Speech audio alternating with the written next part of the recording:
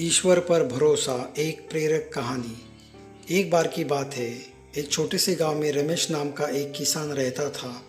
उसका जीवन बहुत साधारण था, लेकिन वह हमेशा खुश रहता था। उसकी खुशी का कारण था उसका ईश्वर पर अटूट भरोसा।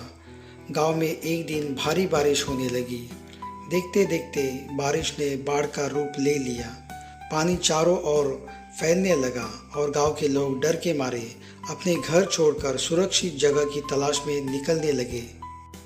रमेश के घर के पास कुछ लोग आए और बोले, रमेश जल्दी चलो, यहाँ से बाहर निकलना ज़रूरी है, नहीं तो बाढ़ में सब डूब जाएगा। लेकिन रमेश ने मुस्कुराते हुए कहा, मुझे कहीं जाने की ज़रूरत नहीं, मेरा ईश्वर मेरी रक्षा करेगा। थोड़ी देर बाद पानी और बढ़ गया। अब रमेश अपने घर की छत पर जा बैठा।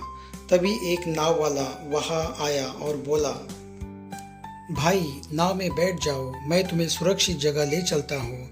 रमेश ने जवाब दिया, तुम जाओ, मेरा ईश्वर मेरी रक्षा करेगा। पानी और बढ़ा और अब रमेश के घर की छत भी डूबने लगी। तभी एक हेलीकॉप्टर आया और रस्सी नीचे गिराई। हेलीकॉप्टर से आवाज़ आई, रमेश जल्दी रस्सी पकड़ लो, पानी और बढ़ेगा, तुम डूब जाओगे।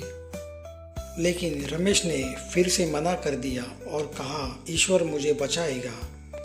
अंततः पानी इतना बढ़ गया कि रमेश डूब गया। जब वह स्वर्ग पहुंचा तो ईश्वर से नाराज होकर बोला, भगवान, मैंने आप पर पूरा भरोसा किया था, फिर भी आप मुझे बचाने क्यों नहीं आए। ईश्वर मुस्कुराए और बोले, मैंने तुम्हें बचाने के लिए 3 मौके दिए। पहले तुम्हारे पड़ोसी आए, फिर नाव वाला आया और फिर हेलीकॉप्टर, लेकिन तुमने ही मदद लेने से मना कर दिया। अब इसमें मेरी क्या गलती है।